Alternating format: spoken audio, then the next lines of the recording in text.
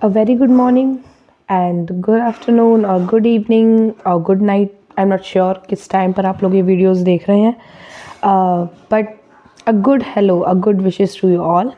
And here this is Shweta Chaudhary and जैसे कि मैंने आपको मेरी पहली वीडियो में बताया था कि my whole focus is not that who I am, what degrees I have, what qualifications I have and what I can give you or this and that.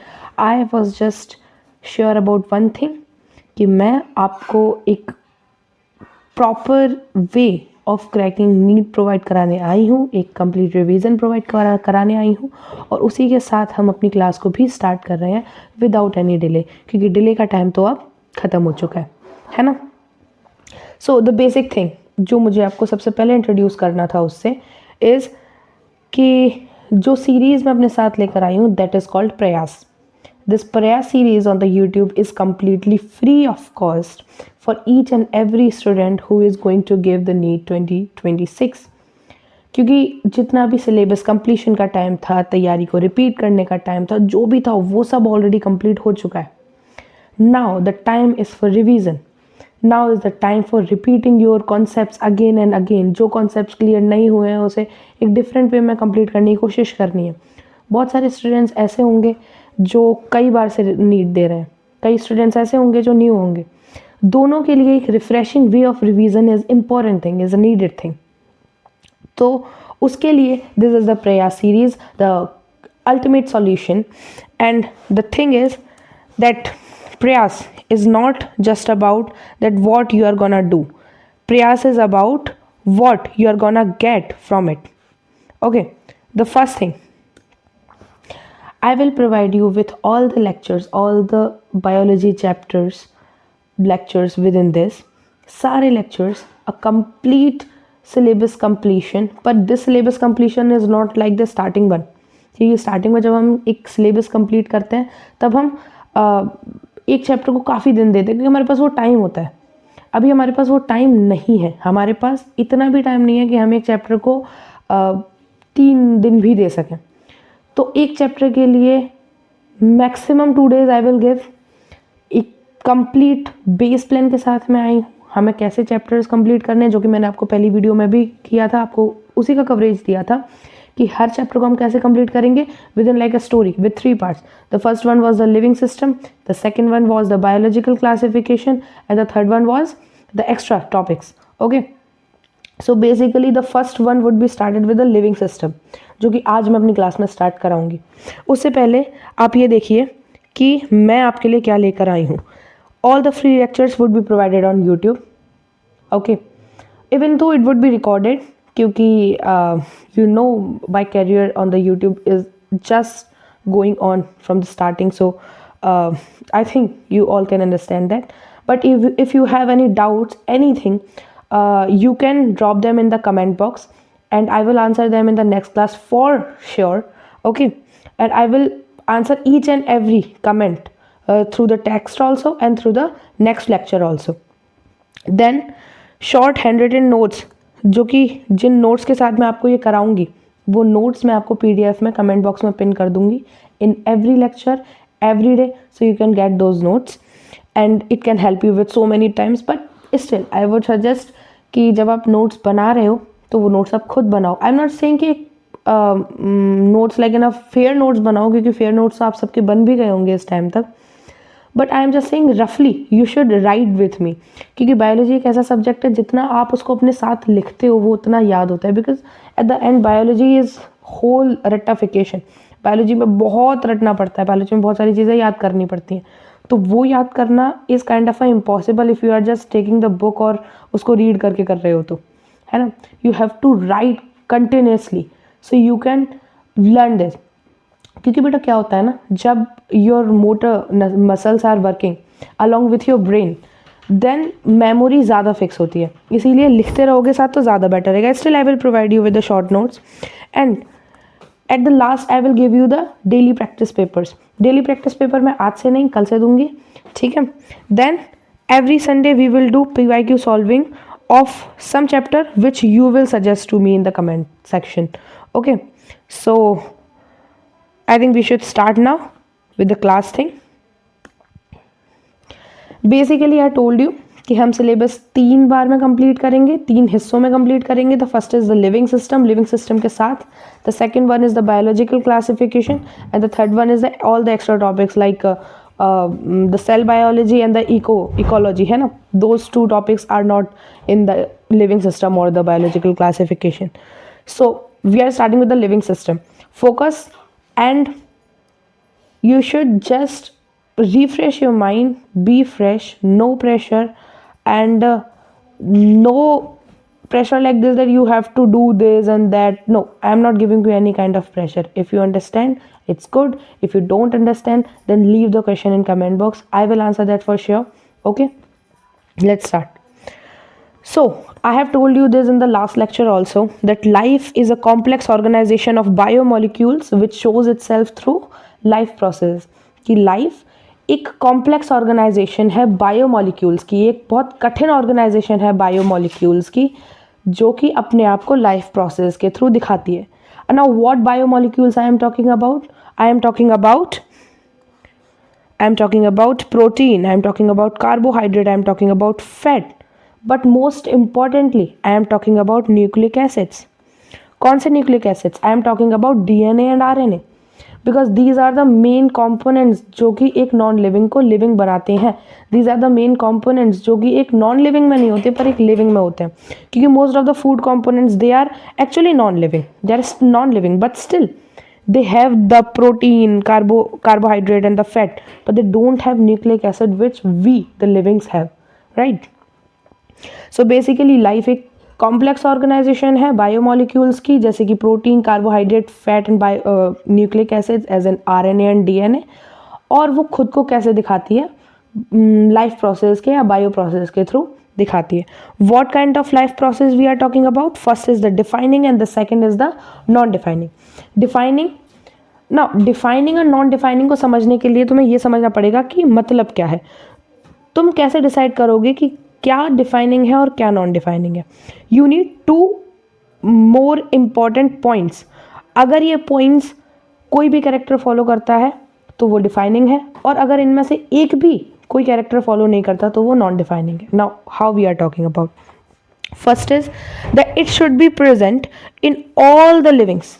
The first condition is कि ये character सारे के सारे living organisms में present होना चाहिए. Either bacteria, protista, fungi, Animalia, Plantae, आप कुछ भी बोलो, ये सब में प्रेजेंट होना चाहिए without any exception, without a single organism left. Okay, then it should not be present in any of the non-livings.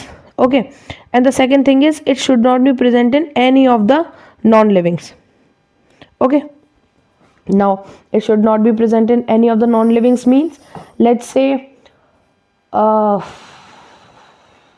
there is this one example, reproduction. So reproduction, it happens in all living organisms. Tell me. Okay, let's left this point. I am saying क्या reproduction किसी भी non living में होता है? We are talking about the second point. किसी भी non living में क्या रिप्रोडक्शन होता है? नो. क्या योर अलमीरा is reproducing? No. Your bed is reproducing? No. Mountain is reproducing? No. Waterfall is reproducing? और river is reproducing? No. Then what does it mean?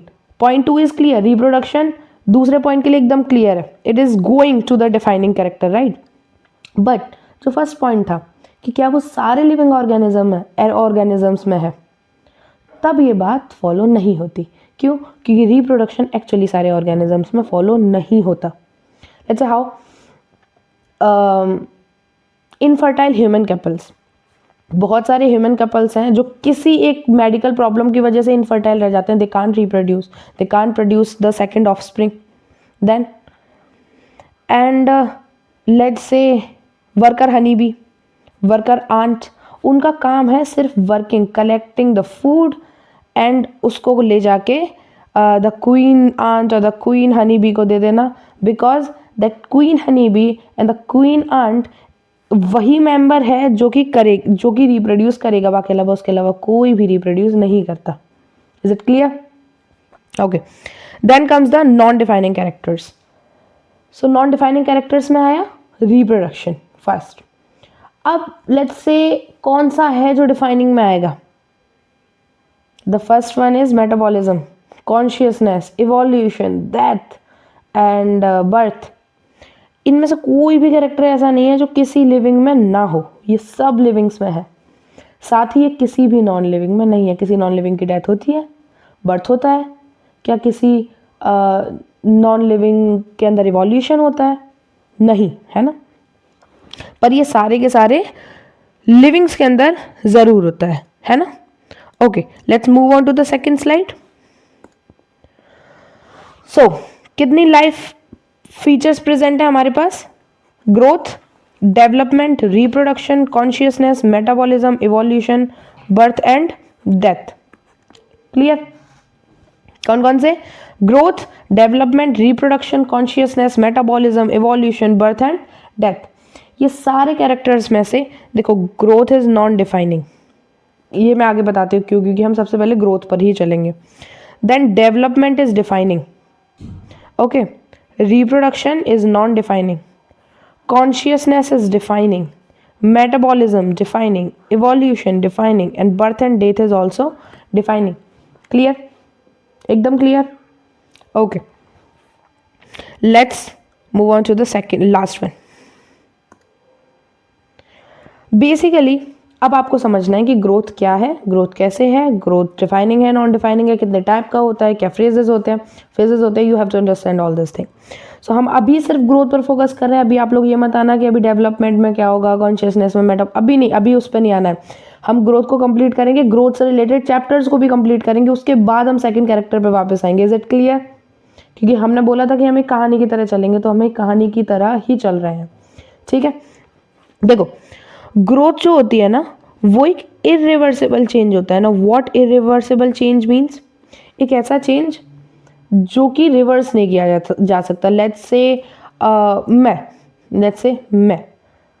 मैं छोटे पे कहीं रही होंगी, लाइक ऐसे 3 foot type of something person.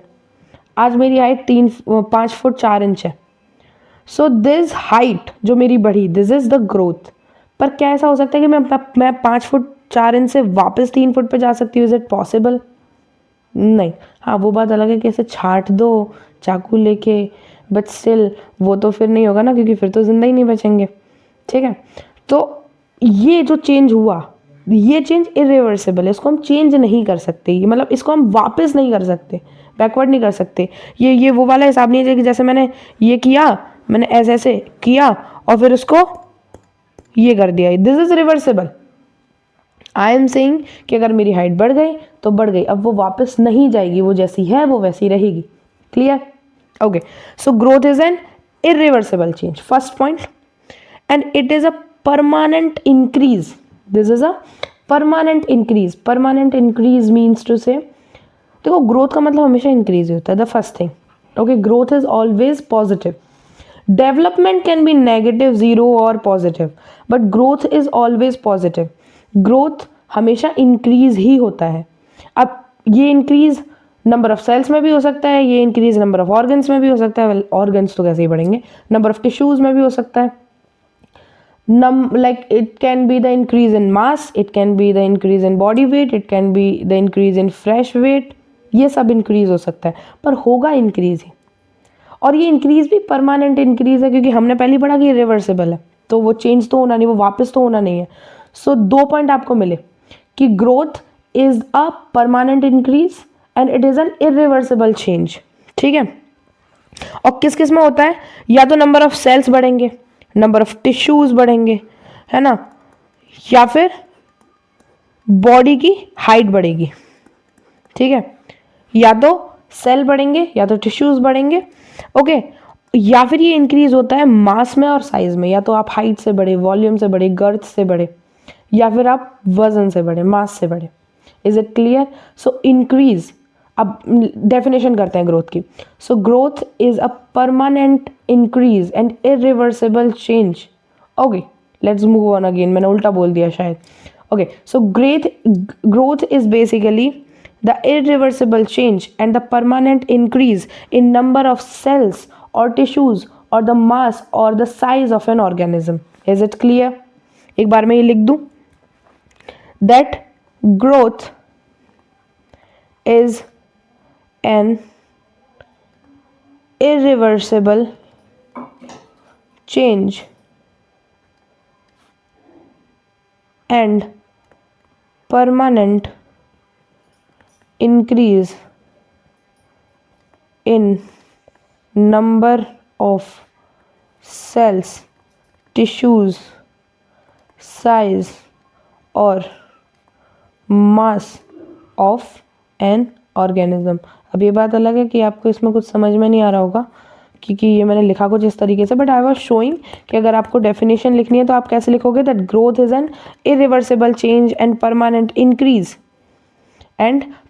Increase in the number of cells, tissues or the mass or the size of an organism. Is it clear? Okay, very good.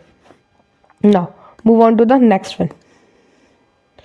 Basically हमने समझा कि ग्रोथ के ना दो फैक्टर्स होते हैं कि या तो मास और साइज में इंक्रीज कर दिया या तो नंबर ऑफ सेल्स और टिश्यूज में इंक्रीज कर दिया, है ना। तो इंक्रीज इन नंबर्स का मतलब देखो, इंक्रीज इन नंबर्स वाली बात होती है ना, ये ज़्यादातर यूनिसेलुलर्स में होता है। क्योंकि यूनिसेलुलर्स में होने का क्या मतलब है कि भाई जैसे एक सेल है, सेल ने डिवाइड किया और वो दो में बट गया, तो यूनिसेलुलर के अंदर ग्रोथ को गिनने का और कोई ऑप्शन ही नहीं है। उसमें यूनिसेलुलर के लिए दो फैक्टर्स तो मैटर ही नहीं करते, वो मास में बढ़ेगा ही नहीं, वो तो नंबर में बढ़ेगा क्योंकि भाई वो है ही एक सेल ऑर्गेनिज्म, है ना। तो यूनिसेलुलर ऑर्गेनिजम्स दो में डिवाइड करते हैं, this is the growth, number of cells या नंबर उसमें ही माना जाता है उनका ग्रोथ, ठीक है। पर आप एक बात ये भी देखो कि यही चीज़ तो रिप्रोडक्शन है यूनिसेलुलर्स के लिए। तो यूनिसेलुलर्स में growth and reproduction is synonymous to each other, clear, okay. यही चीज़ ऐसी बात नहीं है कि मल्टीसेलुलर्स में नहीं होती। जैसे कि यूनिसेलुलर में नंबर इंक्रीज होना इज ग्रोथ, उनके अलावा उनके पास सेकंड ऑप्शन नहीं है। वैसे ही मल्टीसेलुलर्स में भी ग्रोथ का इंक्रीज तो नंबर ऑफ सेल्स से ही होता है प्राइमरीली स्टार्टिंग में, पर बाद में नंबर ऑफ सेल्स को इंक्रीज करते करते करते करते उसका एक रीज़न है, उसका एक कॉज है कि मास और साइज भी इंक्रीज हो जाता है। क्योंकि भाई नंबर ऑफ सेल्स के या नंबर ऑफ टिश्यूज के बढ़ने से ही तो मास बढ़ा, उसके बढ़ने से ही तो साइज बढ़ा। Is it clear? Okay, so I think this slide is very much clear to you all. We are moving to the next one. Now basically growth is of two types. Okay, first is internal growth and second is external growth. How? Internal growth is like, चलो पहले external growth समझते हैं। मैंने बोला okay, so basically external growth कैसे work करती है, we are talking about that. Okay, so let's say there is a hill. There is a hill, जो कि देखो मैंने यहाँ बनाई है, एक हिल है ऐसे करके।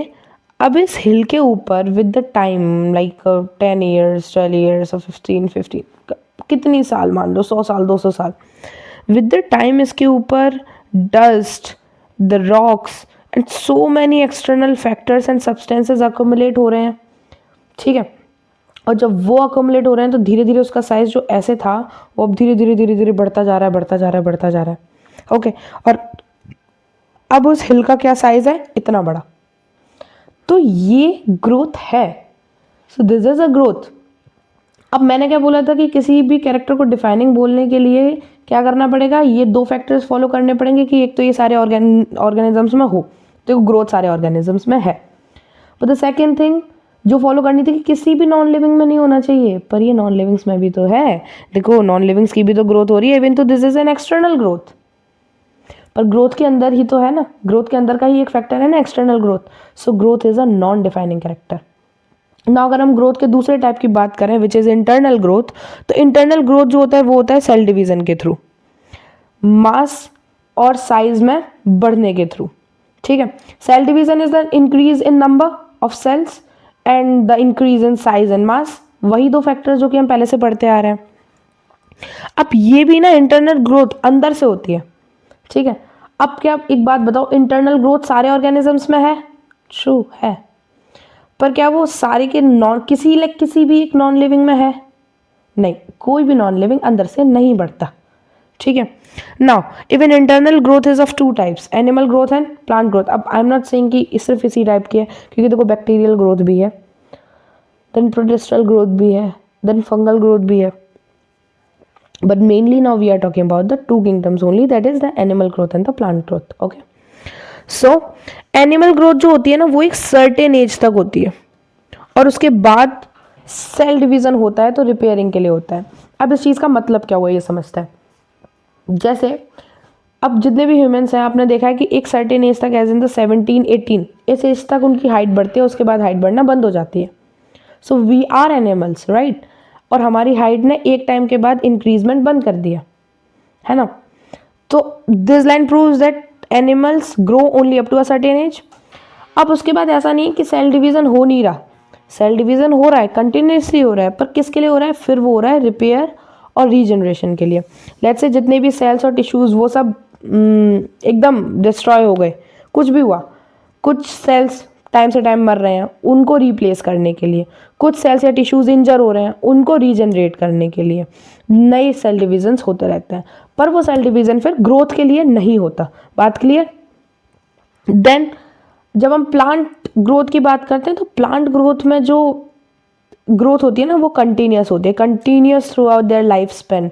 भाई पेड़ इतने से शुरू होता है और 500 साल बाद कितना बड़ा हो जाता है और 1000 साल बाद उससे भी ज़्यादा बड़ा हो जाए, क्योंकि उनकी जो ग्रोथ है वो कंटिन्यूस है बिना रुके।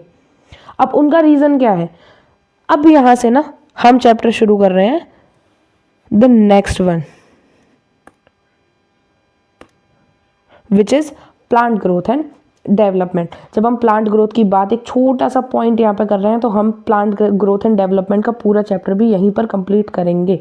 ओके, बेसिकली जनरल पॉइंट्स जो वहाँ पर बताए जा रहे थे वो जनरल पॉइंट्स यहाँ पर भी हैं कि ग्रोथ जो होती है प्लांट्स में वो कंटिन्यूस होती है। कंटिन्यूस मतलब बिना रुके होती है, कंटिन्यू चल रही है। They don't care about that कौन सी एज पर आ गए हैं plants, they don't care about it. ठीक है, और इनकी जो है through out the life span है। अब रीजन सेज कि इनका ऐसे बढ़ना, इसका रीजन है the presence of meristematic tissues and meristematic cells. Meristematic tissues and meristematic cells वो लेट्स से जड़ी बूटी है इनके लिए, वो जादू वाली चीज़ है जो इनको पूरी लाइफ बढ़ाने का काम कर रही है। मेरिस्टेमेटिक सेल्स का फंक्शन ही ये है कि उन्हें पूरे टाइम डिवाइड करना है बिना रुके। अब जब उन्हें पूरे टाइम बिना रुके डिवाइड करना है तो वो तो हाइट या फिर गर्थ है तो वो तो बढ़ाएंगे ना। तो प्लांट्स के अंदर मेरिस्टेमेटिक टिश्यूज होते हैं, that is the main reason कि उनकी जो ग्रोथ है वो कंटिन्यूस है और throughout their life span है। Is it clear to everyone?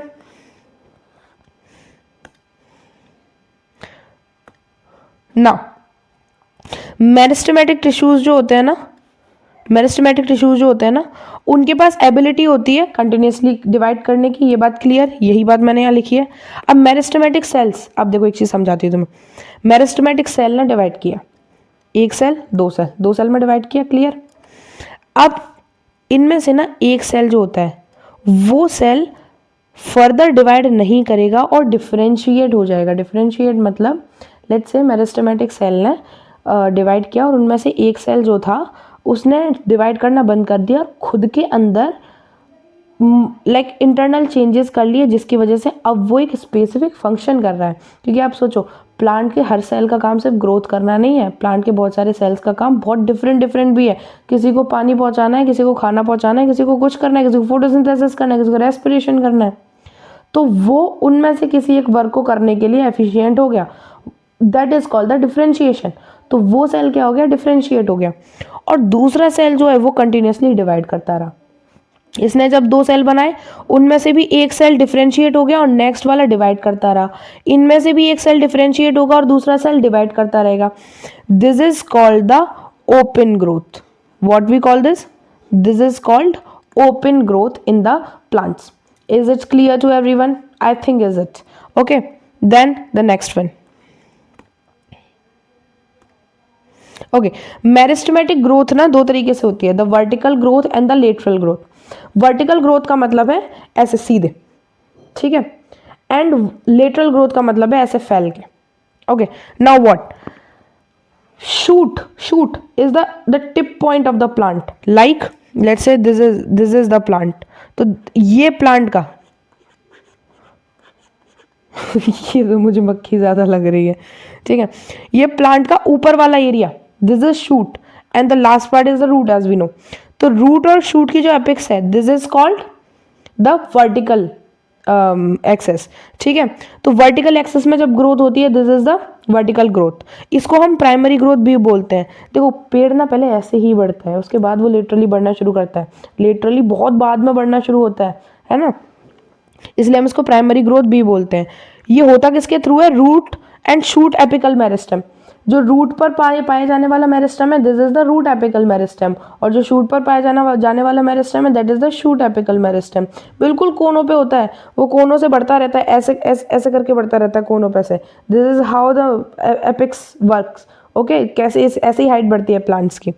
Then the lateral growth. Lateral growth is like along the branches. Along the branches let's say भाई देखो स्टेम मोटा हो रहा है this is the lateral growth, branches बड़ी हो रही है this is the lateral growth, branches ज्यादा हो रही है this is the lateral growth. ठीक है, ये कैसे होता है? First is the lateral meristem जो कि ब्रांचेस के नंबर को बढ़ाता है।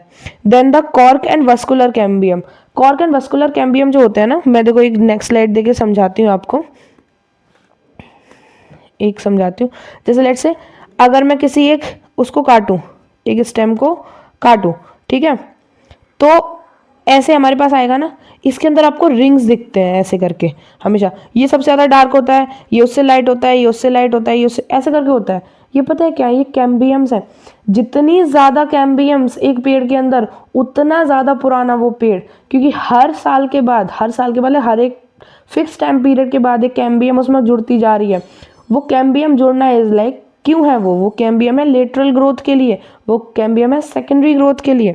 तो लेटरल कैम्बियम को ना हम सेकेंडरी, वो लेटरल ग्रोथ को ना हम सेकेंडरी ग्रोथ भी बोलते हैं, क्योंकि ये पेड़ों में बाद में होती है, ये पेड़ों में बहुत बाद में होती है। ठीक है, now we are talking about the next thing. Okay, अब मेजर कैसे करते हैं ग्रोथ को, ये बताओ। इसको हम मेजर करते हैं दो तरीके से, एक तो सेलुलर लेवल, ठीक है, सेलुलर लेवल पर ग्रोथ कैसी है, और दूसरा प्रैक्टिकल लेवल पर।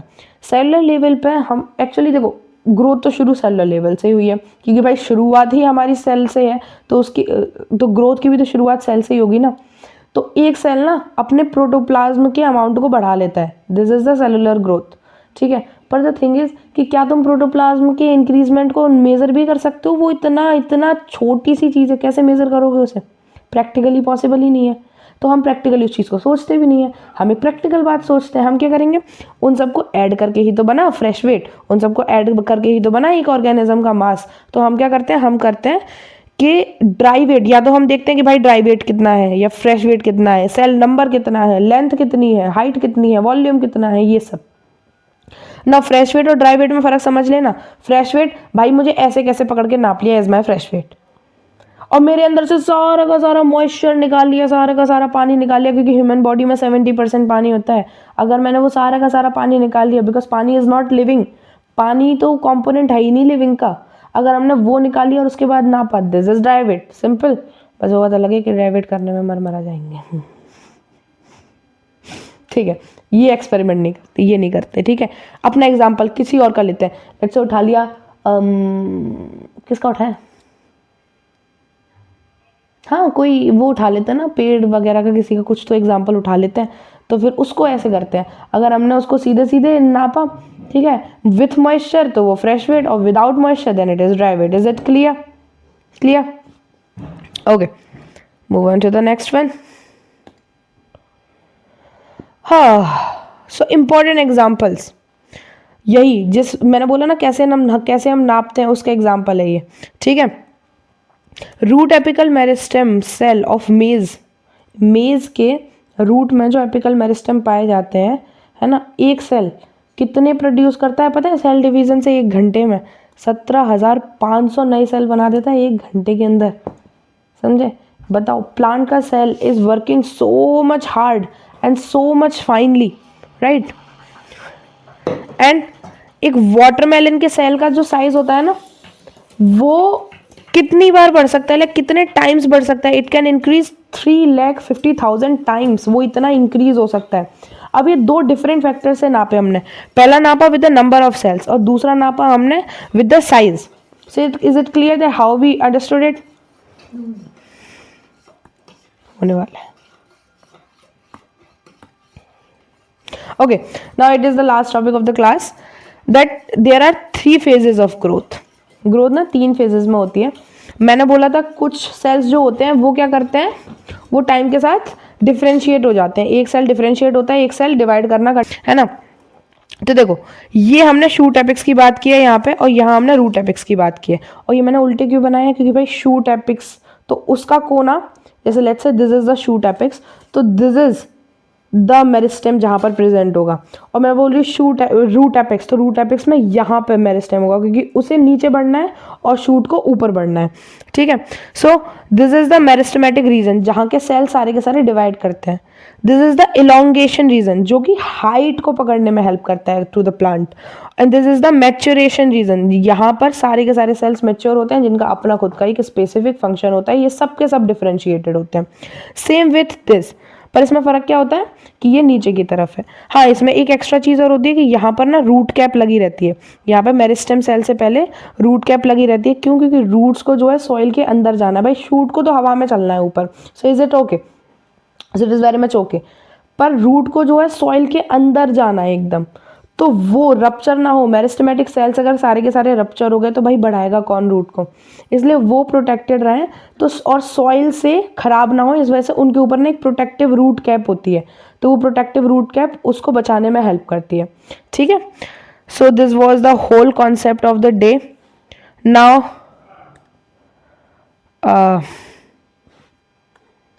डीपीपी मैं आप लोगों के लिए कल लाऊंगी. The whole short notes I will provide them on the comment box. Pin कर दूंगी उन्हें. You can download them through the Telegram, and I will give you my telegram link also, so you can join my channel there. This is all for the today. I hope you like this thing, and I hope you like the way I am teaching, along with the sequence we are following, कि एक chapter से दूसरा chapter वहीं से complete करना है, ना कि ऐसे कि हम एक डिफरेंट